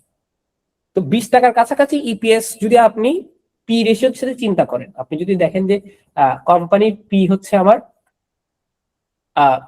17, আর কোম্পানির পির সাথে যদি আমি কি গুণ দিই, আমার 20 টাকার যদি ইপিএস গুণ দিই, ঠিক আছে, তাহলে আমার শেয়ার প্রাইস চলে আসবে 340 টাকা। মানে 340 থেকে 400-র মধ্যে এই শেয়ারটার এখন পর্যন্ত নর্মাল পিতে আসে, আর মার্কেট ঘুরলে এটা আলাদা হিসাব, নর্মাল পিতে আসে যদি আমার ইপিএসটা কি করে, মুভ করে। সো এটা ছিল হচ্ছে আমার থার্ড পয়েন্ট, যে এই ভ্যালুয়েশনটাতে যাইতে পারে জাস্ট পি থেকে। এখন অনেকে একটা কথা বলবেন যে জিয়া ভাই আমি ডিসিএফ ক্যালকুলেশন করে দেখছি এটা। হ্যাঁ, আমাকে অনেকে কিছুদিন আগে বলতেছিলেন, আমিও ডিসিএফ ক্যালকুলেশন করছি, যে অনেকে আমাকে বলতেছিলেন যে ভাই এটা আমি সাধারণত একটা নর্মাল ডিসিএফ ক্যালকুলেশন করছিলাম, ডিসিএফ ক্যালকুলেশনে আমার মানে আসতেছে শেয়ারের দাম অ্যারাউন্ড 156 টাকা মতো। অনেকে ডিসিএফ ক্যালকুলেশনকে বিশ্বাস করতেছেন, এই ক্ষেত্রে ডিসিএফ ক্যালকুলেশনটা কাজ করবে না। কেন, আমি আপনাকে একটা কথা বলি। এক সময় ডিসিএফ ক্যালকুলেশন আপনি লাস্ট যে ফিগারটা নিচ্ছেন, যেটার উপর বেস করে পুরো ফরকাস্টিংটা হয়, সে লাস্ট ফিগারটা আপনার আসলে কি বলতে পারবেন? আপনার লাস্ট ফিগারটা হচ্ছে এই অপারেটিং ক্যাশ ফ্লোটা 2025-এরটা। বাট 2025-এর অপারেটিং ক্যাশ ফ্লো তো আপনার বিগত বছরগুলোর মতো না, এটা তো একটা এক্সেপশনাল কেস আমার মতে। এটা জাস্ট আমার অ্যানালাইসিস অনুযায়ী আমার কাছে মনে হচ্ছে এটা একটা এক্সেপশনাল কেস। সো এটার উপর বেস করে ধরলে তো আগামী 10 বছর যদি ধরেন গ্রোথ রেট, টার্মিনাল রেট সব যদি ধরেন, এটার উপর বেস করে তো ওরকমই আসবে। মানে এটা তো একটা টার্ন অ্যারাউন্ড কেস হওয়ার চান্স আছে 2025-26-এ। তো এটা তো আগামী এক বছরে এটা মানে গতানুগতিক ধরলে তো ডিসিএফ ক্যালকুলেশন এটা দিলে তো 156 আসবে। সো আমার কাছে মনে হয়েছে এটার পারসেপশনটা বুঝার, এই ব্যাড ডিসি পারসেপশনটা বুঝার ওয়ান অফ দ্য মোস্ট মানে কি বলবো ভায়াবল মেট্রিক হচ্ছে পি রেশিও, যে এটার পারসেপশন কি থাকে মার্কেটে। এটা এমন একটা কোম্পানি, এটা কিন্তু ফান্ডামেন্টালি চলে, আবার পারসেপশনের উপর অনেক ডিপেন্ড করে যে এটা নিয়ে মানুষের চিন্তা কেমন। এটা কিন্তু স্বাভাবিক, একদম খুবই স্বাভাবিক বিষয়। মানুষ কিন্তু জানে যে এই কোম্পানিটার উপর গজব নেমে আসছে, কিন্তু বিষয়টা হলো মানুষ ভয় পাচ্ছে, ভয়ের কারণে এটারই অবস্থা। আপনি নর্মালি একটা জিনিস চিন্তা করে দেখেন, পি রেশিও যদি 15, ইপিএস যদি 15 টাকায়ও যায়, 15 টাকায়ও যদি ইপিএস যায়, তাহলে 15-16 পিতে চিন্তা করলে অথবা 20 পিতে চিন্তা করলে এটার দাম হওয়া উচিত 300 টাকার কাছাকাছি। মানে এখন আছে 220-30। এইটা মানুষ ভয়ে ছেড়ে দিচ্ছে। এই দামের যে কি বলবো ডিপ্রেসটা হইলো, এটা হয়েছে শুধুমাত্র পাবলিকের কারণে, পাবলিক ছেড়ে দেওয়ার কারণে। ইনস্টিটিউটটা কিন্তু খুব বেশি ছাড়ে না, কয়েকটা ইনস্টিটিউট আছে ছাড়ছে, এদিক এদিক করছে, বাট এটা খুব বড় কিছু না। সো আমাদের এখানেই শেষ। ওকে, আমার গোল ছিল এটা, এন্ড আমার পোর্টফোলিওতে এই শেয়ারটা আছে। ওকে, তো এই পার্টটা কেটে দেওয়া হবে, বললেন না আপনারা, যেহেতু আমাদের স্টুডেন্টস ওই জন্যই বলতেছি। আমার এই শেয়ারটা অ্যারাউন্ড 380 টাকার থেকে শুরু করে 400 টাকার কাছাকাছিতে এভারেজ করা আছে। এখন অনেকে বলতে পারেন যে জিয়া ভাইয়ের হয়তো 400 টাকাতে এভারেজ করা আছে, এই জন্যই জিয়া ভাই বলছে এটা 400 টাকাতে যাবে না। আমার তাতে এই ব্যাড ডিসি নিয়ে কোনো ধরনের কি নাই, মানে আফসোস নাই। হয়তো নাও যেতে পারে, হয়তো 400 টাকায় যাবে না, এই কোম্পানি এখান থেকে হয়তো ধ্বংস হয়ে যাবে, হইতে পারে, আমি জানি না। ওয়ারেন বাফেট যেরকম বলে যে আমি জানি না, আমিও বলতেছি আমি জানি না। ওকে, কিন্তু আমি যেটা বলতেছি সেটা হচ্ছে এই কোম্পানিটার আমার কেনা হচ্ছে 2020-এর পর থেকে, এবং অনেক কেনা। ওকে, তো আমার যেটা লস, এখন লসে আছি, মানে আনরিয়ালাইজ লসে আছি, ঠিক আছে। এই আনরিয়ালাইজ লসে 70% কিন্তু আমার কোম্পানি ডিভিডেন্ডে কভার হয়ে গেছে। 70%, মানে আর 2 বছর যদি যায় 30%, মানে আর বাকি 30% যেগুলো আছে সেগুলো আগামী 2 বছর যদি যায়, ওই ডিভিডেন্ডে কভার হয়ে গেলে আমার লস কভার হয়ে যাবে, বাকিটুকু আমার আবার ফাইন্যান্সিয়ালি ম্যাচ করে ফেলবে। বাট এই শেয়ারটা আমি 10 বছর ধরে বিক্রি করবো না। এটা আমি একটা সিস্টেম ছিল যে এটা যতদিন পর্যন্ত মার্কেট শেয়ার হারাবে না, মানে লেজি বিজনেসের কারণে মার্কেট শেয়ার হারাবে। তো আমি যেটা বলতেছিলাম যে আমার থিসিস যেটা ছিল, আমার থিসিস ছিল হচ্ছে কি আমি এই কোম্পানিটা 10 বছর বিক্রি করবো না। দ্যাট ইজ বিকজ এটা মার্কেট শেয়ার ওরকম যদি থাকে, এটা আমার থিসিস, এটা আমার পার্সোনাল থিসিস, ঠিক আছে। আপনারা যেটা আমাদের স্টুডেন্ট ওই জন্য আমরা শেয়ার করতেছিলাম, এটাই হচ্ছে কথা। আরেকটা বিষয় হচ্ছে কি, হ্যাঁ আমি নিজেও একটু শক খাইছি যে মানে কোম্পানি 2025 সালের এই অবস্থাগুলো দেখে, কিন্তু অনেস্টলি আমার একটা সাজেশন আমি দিই, সেটা সাজেশন বলবো আমি যেটা ফিল করছি, আমি একটু খুশি আছি। আমি যে যা হওয়ার, যত খারাপ হইতে পারে এগুলো 1 বছরই হয়ে গেছে। মানে 2026-এ আর আহামরি খারাপ কিছু হওয়ার নাই, হয়তো ভলিউম রিকভার করবে না, এটা আমি আগে থেকে ধরে রাখছি, কিন্তু সামান্য কিছু রিকভার করবে, বুঝতে পারছেন। সো এটা ছিল আমার থিসিস, এটা ছিল আমাদের ফাইন্ডিংস। 280 পেজের অ্যানুয়াল রিপোর্ট, অনেক বিশাল অ্যানুয়াল রিপোর্ট, বাট আমি আসলে প্রবলেম গুলা ফাইন্ড আউট করছি, এন্ড আমি দেখছি এই প্রবলেম গুলার আগেইনস্টে সামনে ফিউচার কি হইতে পারে। আমি যেটা দেখলাম যে হ্যাঁ ট্যাক্সটা ওখানে থেকে যাচ্ছে, সাপ্লিমেন্টারি ডিউটিটা চেঞ্জ করবে না, বাট আলটিমেটলি যদি এই ভিতরে ভিতরে যে ওয়ান অফ কস্ট গুলা হয়েছে এগুলোও যদি ঠিক থাকে, এগুলো তো আগামী বছর হবে না, আশা করি হবে না, তো এগুলো যদি ঠিক থাকে তাহলে ইপিএস রিকভার করার চান্সেস অনেক বেশি। ওকে, দেন ডিভিডেন্ড রিকভার করার চান্সেস অনেক বেশি। সো এটা একটা পিওর টার্ন অ্যারাউন্ড কেস হইতে পারে 2026-27-এর জন্য। ওকে, সো এই ছিল আমাদের আজকের ক্লাস। আই হোপ আপনারা সবাই আপনাদের সবার ভালো লাগছে। আমরা এখন একজন একজন করে কোয়েশ্চেন নিব, সবার কোয়েশ্চেনই নিব, সবাই হাত তুলবেন, সমস্যা নেই। ওকে, আমি 20 ব্যাচের স্টুডেন্ট। কোন ব্যাচ? 20 20। আচ্ছা স্যার, 20 ব্যাচ। ওকে ওকে, জি নাসির ভাই বলেন। আচ্ছা ভাই, আমি প্রশ্ন না, একটা প্রস্তাব। শরিয়া বেসড ইনভেস্ট করা যায় এরকম স্টক নিয়ে একদিন একটা ক্লাস নেওয়ার প্রস্তাব করছি আর কি। অবশ্যই ভাই, এটা একটু নোট করেন যে নেক্সট আমাদের ইয়াটা হবে শরিয়া বেসড কোম্পানিগুলো নিয়ে আমরা একটা ডিসকাশন সেশন, যেগুলো নিয়ে একটু লং টার্ম ইনভেস্ট করা যায় এরকম কোম্পানি নিয়ে একটা। ইনশাআল্লাহ ইনশাআল্লাহ। ওকে, এটা নোট করছে, ঠিক আছে, আপনারা পাবেন অবশ্যই। ওকে নাসির ভাই, আমি কথা দিলাম। জি ভাই, থ্যাংক ইউ। ওকে ওকে, আসসালামু আলাইকুম। ওয়ালাইকুম আসসালাম। এরপরের প্রশ্ন হচ্ছে প্রকৌশলী নূর ভাই। নূর ভাই, আমি বা আমার পরিচিত কয়েকজন যারা আসলে মানে শেয়ার বাজার আসতে চাচ্ছেন বা বিনিয়োগ করতে চাচ্ছেন, ওনারা ব্যাংকের সুদ থেকে বাঁচার জন্য অ্যাকচুয়ালি আসতে চাচ্ছেন।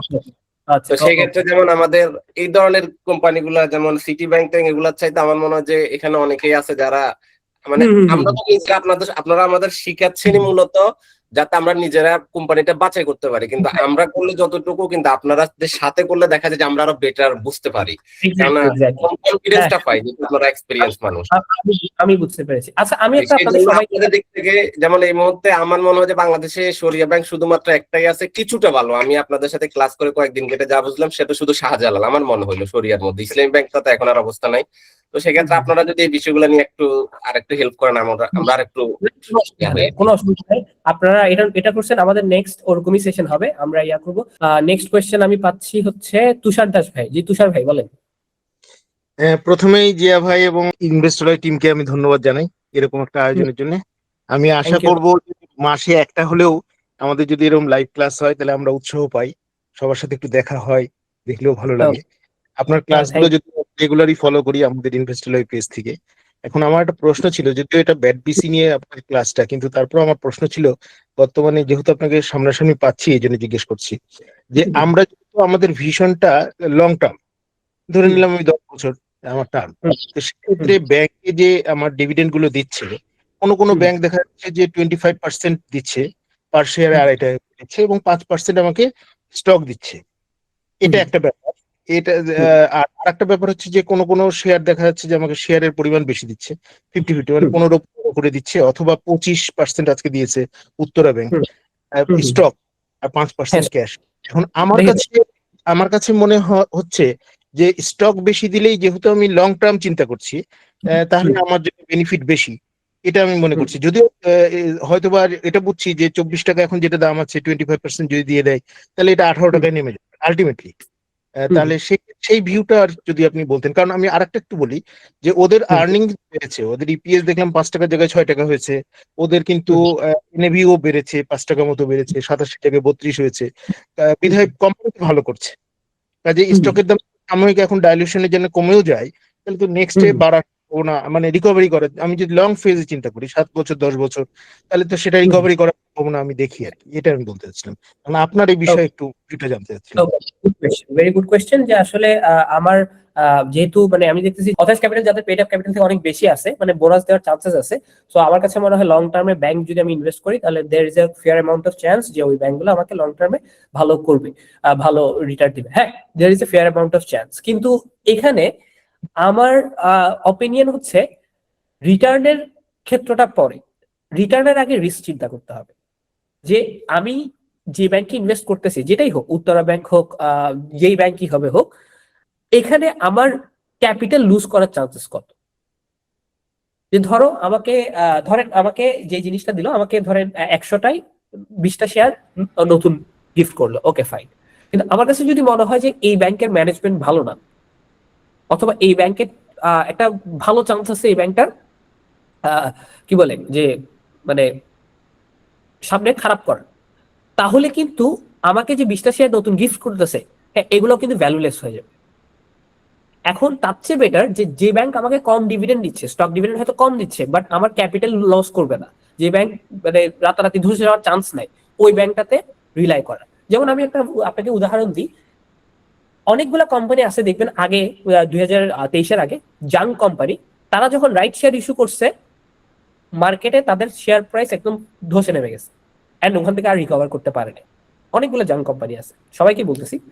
সো বিষয়টা হচ্ছে, আপনি এখন এটাকে যদি বার্জারের সাথে তুলনা করেন, বার্জার কিন্তু রাইট শেয়ার ইস্যু করছে, কিন্তু তাতেও বার্জারের যে খুব বেশি শেয়ার প্রাইস কিন্তু একেবারে পড়ে গেছে তা কিন্তু না। বার্জারের শেয়ার প্রাইস 1500-1600 ছিল, এখন 1300-1400। এটা মার্কেটের জন্য, এটা জাস্ট মার্কেট ডাউন বলে আসছে। এন্ড একটু বার্জার গত বছর ডিভিডেন্ড কম দিছে এটার কারণ। সো আমার জন্য এখানে সবচেয়ে ইম্পর্টেন্ট, মানে আমার পার্সপেক্টিভটা হচ্ছে কি, যে BRAC Bank, City Bank, EBL, Uttara, Jamuna, যেটাই হোক, আমার কাছে ইম্পর্টেন্ট হচ্ছে সে আমাকে কি দিচ্ছে, তার আগে হচ্ছে সে নিজে দাঁড়ায় থাকতে পারবে কিনা। এখন আমার যদি মনে হয় যে না, সে দাঁড়ায় থাকতে পারবে, তারপর আমি চিন্তা করবো, হ্যাঁ ওকে ফাইন, তুমি আমাকে বোনাস দিচ্ছ। হ্যাঁ, আরেকটা বড় বিষয় হচ্ছে কি, যে বোনাসটা সেল করে দাও। এখন আপনি যদি রিটার্ন চান, ঠিক আছে, আপনি হয়তো লং টার্মে আপনি ভালো ব্যাংকগুলোতে আছেন। এখন অনেকেই যে কাজটা করে, যে দেখা যায় যে ওকে ফাইন, যেহেতু উত্তরা 25% বোনাস দিচ্ছে, তো আমি বোনাসে এক্সট্রা অনেকগুলো শেয়ার পাবো, আমি বোনাসটা শেয়ারের দাম কমলেও কিন্তু আমার একটা রিটার্ন আসবে, ওইটা আমি হিসাব করে বিক্রি করে দিলাম, যেটাকে আমরা আরবিট্রাজ হেজিং বলি। তো এটা যদি হয়, এটাতে রিটার্ন আসে, মাঝে মধ্যে আমি নিজেও করি। সেটা সবসময় টাইম থাকে না, মানে সবসময় এনার্জি খরচ করতে ইচ্ছা করে না, আর রিস্ক নিতে ইচ্ছা করে না, এগুলা একটু মানে টাইম কনজিউমিং ব্যাপার স্যাপার, তার মাঝে মধ্যে আমিও করি। হ্যাঁ, বাট আমি আবার ডাউন সাইড চিন্তা করি, আচ্ছা ফাইন, হোয়াট ইফ আমি যদি এই শেয়ারটা ওই দামে বিক্রি করতে না পারি, হ্যাঁ, তাহলে কি would I be comfortable holding this share for the next 5 years? এটা আমার সেকেন্ড কোয়েশ্চেন আসে, একদম রিয়েল লাইফ আমার মাথায় যে থটটা আছে, বুঝে জিয়া, ওকে ফাইন, তুই যে চিন্তা করতেছস যে তুই এবিসি ব্যাংকটা বোনাসের জন্য নিচ্ছস, হোয়াট ইফ তোর ক্যালকুলেশনটা প্লে আউট না করে, তাহলে কি তুই আগামী 5 বছরের জন্য এটাকে ধরে রাখতে রাজি আছস? আমার যদি কোয়েশ্চেন হয় হ্যাঁ জিয়া, কোনো অসুবিধা নেই, এবার যদি প্লে আউট না করে সমস্যা নেই, ব্যাংক তো ভালো আছে, আলটিমেটলি আমাকে ডিভিডেন্ড দিয়ে এটা কমপ্লিট করে দিবে, তাহলে আমি আই উইল জাম্প ইন। কিন্তু আমার কাছে যদি মনে হয় না, ব্যাংকটা খুবই খারাপ অবস্থায় আছে, আমার যদি এই গেমটা প্লে আউট, এই ক্যালকুলেশন যদি প্লে আউট না করে, there is a fair amount of chance আমি ক্যাপিটাল লুজ করতে পারি। ঠিক আছে, তাহলে I wouldn't go in. I think আমি তুষার ভাই ক্লিয়ার হইতে পারছি, আপনি বুঝতে পারছেন আমার কথাটা তুষার ভাই? আমি বুঝতে পেরেছি thank you. Thank you Tushar ভাই, thank you very much. Next কোয়েশ্চেনে যাই আমি। তুষার ভাই আপনার আর কোনো কোয়েশ্চেন আছে? না, আর কোনো কোশ্চেন নেই, আমি হাত নামিয়ে নিচ্ছি। ওকে, থ্যাংক ইউ। নেক্সট কোয়েশ্চেন আমি পাচ্ছি মাহফুজ ভাই। জি মাহফুজ ভাই। আসসালামু আলাইকুম জিয়া ভাই, কেমন আছেন? ওয়ালাইকুম আসসালাম মাহফুজ ভাই, কেমন আছেন আপনি, কেমন আছেন? তো আমার তেমন বিস্তারিত কোনো প্রশ্ন নাই। আমি আপনাদের প্রথম ব্যাচের স্টুডেন্ট, তো আজকে লাইভে আসলাম, এই জন্য আপনার একটা হাই হ্যালো বলতে আসলাম। আকাশ ভাইয়ের জন্য সালাম রইলো, আপনাদের সবার জন্য সালাম।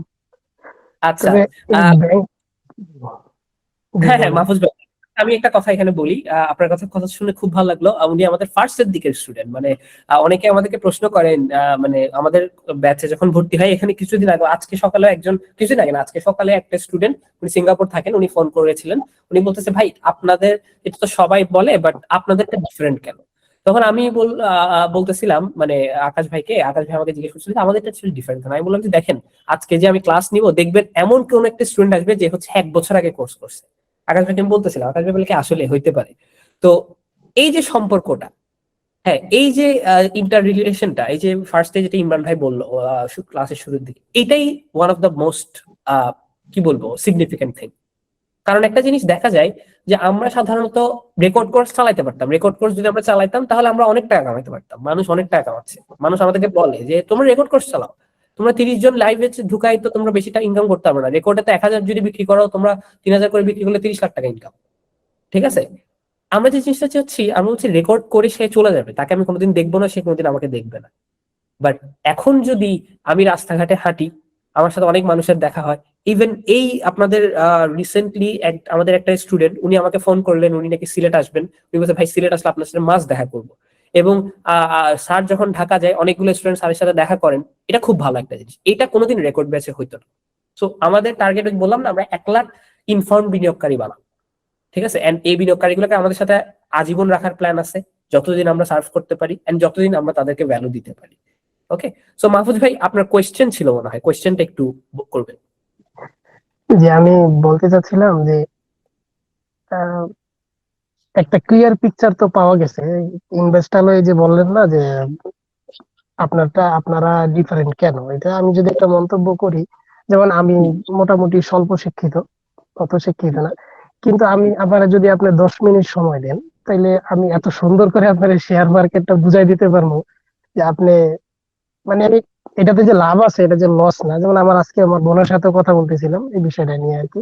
তো এই জন্য এটা আমি ডিফারেন্ট মনে করি আর কি। কোশ্চেনটা এরকম ছিল যে ব্যাংকের বিষয়টা যে একটু আগে যে ভাই বললো আর কি, আমি ব্যাংক নিয়ে একটু, যদি ক্যাপিটাল গেইন, একটা ব্যাংক অনেক ভালো করতেছে, তার অনেক আপনার প্রফিট হচ্ছে, আমি এগুলো যদি চিন্তা না করি, যেমন ধরুন ব্র্যাক ব্যাংক, আমার আমার চোখের সামনে যখন আমি কোর্স স্টার্ট করছি, তো সেক্ষেত্রে এটা মোটামুটি 68 টাকার নিচ পর্যন্ত অনেকদিন ঘোরাঘুরি করছে। আমি কিছু কিনছিলামও, কেনার পরে আবার দেখলাম যে যখন দাম বাড়া শুরু করলো তখন বিক্রিও করে দিছিলাম। তো লাস্ট অব্দি দেখলাম যে না, ব্র্যাক ব্যাংক মোটামুটি যখন বিকাশ আপনার প্রফিটে আসছে, তখন আমি চিন্তা করলাম যে একটু বেশি দাম হইলো, 74 টাকা সামথিং দিয়েও আমি 1000 শেয়ার নিয়ে ফেলছি আর কি। তো এটা ইরান যুদ্ধের আগে পর্যন্ত প্রফিটে ছিল, তারপরে এখন তো মোটামুটি অত নাই, কিন্তু ওভারঅল আমার পোর্টফোলিও কিন্তু প্লাসে আছে, কিন্তু আমি লস করিনি, কারণ আমি তো এই ভোলাটাইল মার্কেটে যে বিনিয়োগ করছি আর কি, আওয়ামী লীগ সরকার যাওয়ার পরে। এটা আমাদের জন্য একটা অ্যাডভান্টেজ, এটা আমাদের সবাই জানা উচিত যে এই মার্কেটে এখন আমাদের তেমন কিছু চিন্তা করা লাগতেছে না, আমরা কিনতে ভালো ভালো কোম্পানি গুলা ফেয়ার দামে আছে, আমরা কিনতে পারি আর কি, বিষয়টা নিয়ে। আমি নেক্সট কোয়েশ্চেন পাচ্ছি মাহিন গনি ভাই। মাহিন গনি ভাই, আপনি কোন ব্যাচ আর একটু আমাকে বলবেন কোয়েশ্চেনটা কি? আমি ভাইয়া 22 ব্যাচের। আমার কোয়েশ্চেনটা হচ্ছে মানে কোয়েশ্চেন অনেকগুলো ছিল, আমি একটাই করছি এখন। এটা হচ্ছে ভাইয়া, আপনি যেটা বললেন যে আপনার নিজেরই ব্যাট বেশি কেনা অনেক বেশিতে, পরে ওটা এভারেজ করেও এখন অনেক বেশি প্রাইসে আছে। তো আমরা যে জিনিসটা দেখেছি ভাইয়া, যে প্রাইস এখন যেহেতু ব্যাট বেশির কম এবং আপনি যেহেতু বিশ্বাস করতেছেন যে ব্যাট বেশি ঘুরে দাঁড়াবে, তাহলে কি আপনার আরো বেশি ব্যাট বেশি কিনে আরো প্রাইসটা কমায় নিয়ে আসা লজিক্যাল ছিল না? মানে কোয়েশ্চেনটা হয়তো একটু পার্সোনালাইজ হয়ে যাচ্ছে, আমি এক্স্যাক্টলি আপনার না না, গুড কোয়েশ্চেন, আপনি আমার পার্সপেক্টিভটা জানতে চাচ্ছেন, রাইট? সো আমার কাছে কিন্তু যে মানে ব্যাট বিসি কে করার কি বলে যে ওই যে মানে এভারেজ ডাউন করার, ঠিক আছে, আমাকে অনেকেই বলছে, বাট আমি কিছু রুলস ফলো করি। এখন আমি যদি ব্যাট বেশি এভারেজ করতে যাই, তাহলে ব্যাট বেশি কিন্তু আমার পোর্টফোলিওর 15% সিলিংটা ক্রস করে ফেলবে। মানে আমি কিন্তু একটা কোম্পানি অতিরিক্ত ভালো না হইলে হ্যাঁ ও 15% কিন্তু দিই না। ব্যাট বেশি কিন্তু 15% ছিল না, ব্যাট বেশি আমার টোটাল পোর্টফোলিওর 10-11% মতো ছিল, বাট এটা এখন 15% সিলিং এ আছে। সো আমি যদি এভারেজ করতে যাই তাহলে কিন্তু সংখ্যা বেড়ে ওটা আবার 15% ক্রস করে ফেলবে। সো আমি এই স্ট্রিক্টলি এই ডিসিপ্লিনটা ফলো করি, এই ডিসিপ্লিনের বাইরে আমি যেতে চাচ্ছি না। বুঝতে পারছি মাহিন ভাই? জি ভাইয়া, থ্যাংক ইউ ভাইয়া। ওকে, থ্যাংক ইউ। এর পরের কোশ্চেন হচ্ছে ইমরান ভাই। জি ইমরান ভাই বলেন, আপনি একটু বলবেন যে কোন ব্যাচের এবং কোশ্চেনটা কি? স্টার্ট করছি ভাই, আমি 21 ব্যাচের। 21 ব্যাচের এখন কিছু শেষ হয় নাই, যত Okay, রানিং okay. বলা যায়। হ্যাঁ, আপনাদের শর্ট একটা করে ক্লাস আছে যেটা স্যার নিবে, বিদ্যুৎ স্যার নিবে। ওকে, এটা হোক। আমি প্রশ্নটা করি ব্যাট বিসি নিয়েই বলি, যদি একটা প্রশ্ন নিয়ে করতে পারবো। ব্যাট বিসি তো ইন্টারেস্ট পে করতেছে, বাট আমি যখন ওদের চেক করতে যাই, ফান্ডামেন্টাল চেক করতে যাই স্টক নাও বা ডিএসসি পোর্টালে, তখন দেখি এদের শর্ট টাইম এবং লং টাইমে কোনো ঋণ নাই, জিরো। তো ইন্টারেস্ট কিসের দেয়? ওকে, দেখেন একটা বিষয় হচ্ছে কি, দেখেন ওরা ডিএসসি ওয়েবসাইট আই থিঙ্ক এখনো আপডেট করে নাই শর্ট টার্ম লোনটা, কারণ ওদের হচ্ছে কি এই অ্যানুয়াল রিপোর্টটা আসছে মাত্র 3-4 দিন আগে, 4-5 দিন আগে। বুঝতে পারছেন? 2025-এর অ্যানুয়াল রিপোর্টটা আসছে অ্যারাউন্ড এই যে আজকে এপ্রিলের 29 তারিখ, তো ওই এপ্রিলের 22 নাকি 23 তারিখে। সো এটা এখন আপডেট করা হয় না, আই থিঙ্ক আপডেট করলে এটা ঠিক হয়ে যাবে। ওকে, বুঝতে পারছি ইমরান ভাই? হ্যাঁ ঠিক আছে, এটা ওকে। হ্যাঁ, এটা অ্যানুয়াল রিপোর্টের ডাটা, আমি তো আপনাদেরকে অ্যানুয়াল রিপোর্টই দেখালাম। সো কোম্পানি তো অ্যানুয়াল রিপোর্টে যা দিবে ওটাই এক্সাক্ট। ওকে, বাকিরা তো অ্যানুয়াল রিপোর্ট থেকে নিয়ে ডাটাটা ফিড করবে। ওকে, জি ভাই, আমি হচ্ছি 15 বেসের স্টুডেন্ট। আমরা যখন এই ক্লাসগুলো করছিলাম তখন আমাদেরকে কিন্তু ব্যাংক নিয়ে কোনো খুব একটা ক্লাস করানো হয় নাই।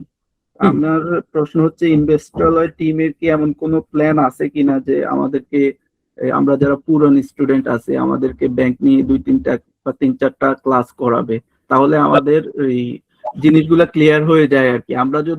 আমরা কিন্তু 2-4 দিনের জন্য আসি না, আমরা কিন্তু 10 ইয়ার্স প্লাস প্ল্যান করেই আসি। কিন্তু আমি যদি কিন্তু বাংলাদেশের মার্কেটে হচ্ছে সবচেয়ে লুক্রেটিভ যেই শেয়ার গুলা সেগুলা কিন্তু ব্যাংকে। আমি ব্যাংকে ইনভেস্ট করলে টাকাটা যত দ্রুত পাচ্ছি, ডিভিডেন্ড ইল্ড বলেন যাই বলেন, কিন্তু অন্য শেয়ার গুলাতে কিন্তু অতটা দ্রুত পাচ্ছি না। মানে এই জন্য আমি বলতেছি যে এই ইনভেস্টরলয় টিমের কি এমন কোনো প্ল্যান আছে আমাদেরকে আরো কিছু ক্লাস দেবে?